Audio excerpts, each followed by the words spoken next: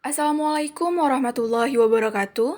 Kami dari kelompok Cerpen, kelas reguler B, dengan mata kuliah prosa fiksi dosen pengampu Ibu Dr. Anda Yusra DMPD, nama kelompok Yevi Noviana, NIM A1B1230020, Zunizar Saputri, NIM A1B1230057, Bekti Pengerti, NIM A1B1230064, Melisa Andani, NIM A1B1230066, Rahma Fadila, NIM A1B1230068, dan Rohima, NIM A1B1230071.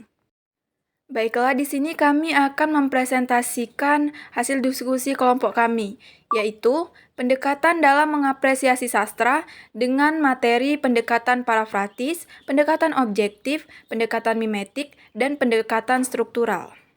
Kemudian kami akan menganalisis salah satu cerpen menggunakan pendekatan objektif.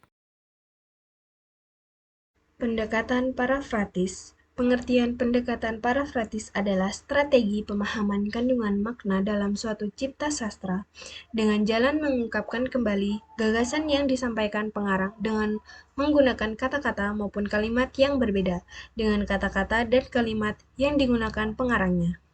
Tujuan akhir dari penggunaan pendekatan parafratis itu adalah untuk menyederhanakan pemakaian kata-kata atau kalimat seorang pengarang sehingga pembaca lebih mudah memahami kandungan makna yang terdapat dalam suatu cipta sastra. Menurut Aminuddin, 1991, prinsip dasar dari penerapan pendekatan parafratis pada hakikatnya berangkat dari pemikiran bahwa 1. Gagasan yang sama dapat disampaikan lewat bentuk yang berbeda. 2. Simbol-simbol yang bersifat konotatif dalam suatu cipta sastra dapat diganti dengan lambang atau bentuk lain yang tidak mengandung kepaksaan makna. 3. Kalimat-kalimat atau baris dalam suatu cipta sastra yang mengalami pelepasan dapat dikembalikan kepada bentuk dasarnya. 4. Pengubahan suatu cipta sastra, baik dalam hal kata maupun kalimat yang semula simbolik dan elitis, menjadi suatu bentuk kebahasaan yang tidak lagi konotatif, akan mempengaruhi upaya seseorang untuk memahami kandungan makna dalam suatu bacaan. Dan yang kelima, pengungkapan kembali suatu gagasan yang sama dengan menggunakan media atau bentuk yang tidak sama oleh seseorang pembaca akan mempertajam pemahaman gagasan yang diperoleh pembaca itu sendiri. Jadi, dapat dirumuskan bahwa penerapan pendekatan parafratis selain untuk memudahkan upaya pemahaman makna suatu bacaan, juga digunakan untuk mempertajam, memperluas, dan melengkapi pemahaman makna yang diperoleh pembaca itu sendiri. Pendekatan objektif. Pendekatan objektif adalah pendekatan yang mendasarkan pada suatu karya sastra yang keseluruhan. Diperjelas oleh Yudhoyono 1984. Pendekatan objektif merupakan pendekatan sastra yang menekankan pada segi intrinsik karya sastra yang bersangkutan. Dengan demikian bahwa pendekatan objektif adalah pendekatan yang memfokuskan kepada karya itu sendiri, tidak melibatkan penulis dan unsur yang ada di luar karya itu. Semi 1993 menyebutkan bahwa pendekatan struktural dinamakan juga pendekatan objektif, pendekatan formal atau pendekatan analitik. Strukturalisme memandang bahwa untuk menanggapi sebuah karya sastra secara objektif harus didasari pemahaman terhadap isi karya sastra itu sendiri. Oleh karena itu, untuk memahami makna karya sastra itu sendiri harus dianalisis berdasarkan strukturnya sendiri. Lepas dari latar belakang sejarah, terlepas dari latar dan niat penulis, lepas pula dari efek pada pembaca. Pendekatan mimetik. Mimetik berasal dari bahasa Yunani, yaitu mimemis berarti meniru atau tiruan. Secara umum, mimetik juga diartikan sebagai suatu pendekatan yang memandang sebuah karya sastra sebagai tiruan atau bayangan dari kehidupan dunia nyata. Hal ini juga diperkuat oleh para ahli. A. Plato mengungkapkan bahwa sastra atau seni hanya merupakan peniruan mimemis atau pencerminan dari kenyataan. B. Aristoteles, ia berpendapat bahwa mimemis bukan hanya sekedar tiruan, bukan sekedar potret dan realitas, melainkan telah melalui kesadaran personal batin pengarangnya. C. Abrams mengungkapkan pendekatan mimetik adalah pendekatan kajian sastra yang menitik beratkan kajiannya terhadap hubungan karya sastra dengan kenyataan di luar karya sastra.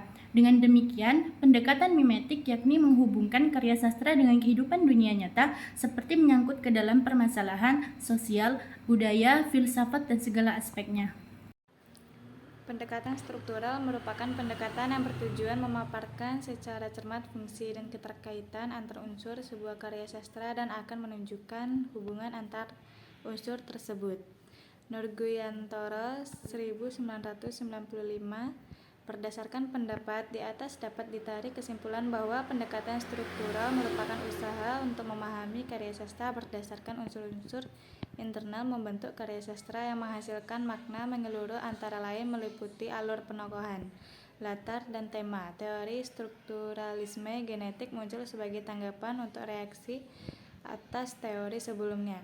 Pada teori strukturalisme murni menganggap bahwa sebuah karya sastra dikaji hanya di ranah karya sastra itu sendiri tanpa melibatkan latar belakang secara di dalamnya. Pendekatan struktural yaitu suatu pendekatan yang objeknya bukan kumpulan unsur yang terpisah-pisah melainkan keterikatan unsur satu dengan unsur yang lain. Analisis struktur terhadap sebuah karya bertujuan untuk membongkar dan memaparkan secermat, seliti, semendetail, dan sedalam mungkin keterkaitan dan keterjalinan semua analisis dan aspek karya sastra yang bersama-sama menghasilkan makna yang menyeluruh. Aminuddin 1990 sampai 181. Kelebihan pendekatan struktural yaitu siswa mengetahui tata dan struktur kebahasaan. Kekurangan pendekatan struktural yaitu siswa kurang memahami penggunaan struktur kebahasaan itu dalam kehidupan sehari-hari atau tidak mengetahui pengimplementasiannya dalam kehidupan. Analisis cerpen Laralana karya Dea Lestari menggunakan pendekatan objektif. Yang pertama, tema yang terdapat dalam cerpen Laralana karya Dea Lestari adalah tentang kecewa. Lana kecewa karena tidak bisa menikah dengan sahabatnya. Dalam kutipan cerpen seperti berikut. Saya mohon jangan pergi melamar ke sana. Kalau kamu menikah, saya akan jadi orang paling kesepian di dunia. Kalau perlu, saya melamar ke orang tua kamu. Jangan bohongi diri kamu. Cuma saya yang mengerti siapa sebetulnya kamu.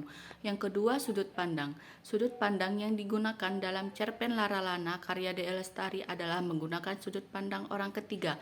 Hal ini ditandai dengan penggunaan nama di dalam cerpen tersebut, tidak menggunakan kata aku, saya, gue, atau bahasa gaul, seperti yang dikutip dalam cerpen tersebut. Lana jatuh sakit. Dia memilih untuk pergi jauh meninggalkan semua kenangannya dengan sahabatnya itu. Lana mengucapkan kalimat perpisahan pada sahabatnya, yaitu aku mencintaimu dan tidak akan berubah. Yang ketiga, plot atau alur. Plot atau alur yang dimiliki oleh cerpen Laralana adalah sebagai berikut. Alur yang dipakai adalah alur gabungan yang terdapat dalam kutipan berikut. Pembukaan alur maju. Lana memencet 4 angka pertama dari 10 digit yang tertera. Dadanya berdegup kencang sampai sakit rasanya. Bibirnya bergetar resah mengantisipasi begitu terdengar nada sambung nanti. Lana siap mengekspresi layaknya pose untuk berfoto yang terakhir kali. Penutur alur mundur. 2 angka sebelum digit terakhir. Jarinya bertahan oleh detik yang tahu-tahu membeku. Detik yang tahu melebar membentangkannya 23 tahun perkawanan. Kembali ke alur maju. Lana ingat sekali terakhir kali nomor itu tertera di layar poncernya. Yang keempat, latar. Latar tempat. Ruang tunggu. Ruang tunggu selalu memancing dilema dalam hatinya. Tempat reuni. Lana yang kehilangan belahan jiwanya pada reuni akbar. Bandara. Seorang perempuan berseragam menghampirinya. Ibu Maulana. Mari saya antar ke pesawat. Latar waktu. Pikiran Lana kembali ke masa lalunya dengan temannya yang telah berusia 23 tahun perkawanan. Jarinya tertahan oleh detik yang tahu-tahu beku. Detik yang tahu-tahu melebar dan membentangkan 23 tahun perkawanan. Dia selalu memuja Lana. Begitu kata orang-orang. Tiap mereka tidak bisa bersama karena alasan yang tak perlu dipertanyakan lagi. Penokohan. Tokoh Lana, tokoh sentral yang digambarkan oleh penulis sebagai seseorang yang kaya raya, yaitu terdapat dalam kutipan bisnis keluarganya terlalu banyak untuk menunggu sebuah gelar kesarjanaan. Memiliki watak baik, pada kutipan saat dia menjadi dosen, hidup sederhana dalam rumah cicilan tipe 36 di perumahan milik universitas yang sebagian masih rawa-rawa. Lana membantunya pindahan, bahkan menginap dan ikut tidur di atas tikar. Juga memiliki watak berkeinginan keras. Temannya Lana atau Ia, tokoh sentral, seseorang yang sederhana, berpendidikan, pada kutipan saat dia menjadi dosen, hidup sederhana dalam rumah cicilan tipe 36 di perumahan milik universitas yang sebagian masih rawa-rawa.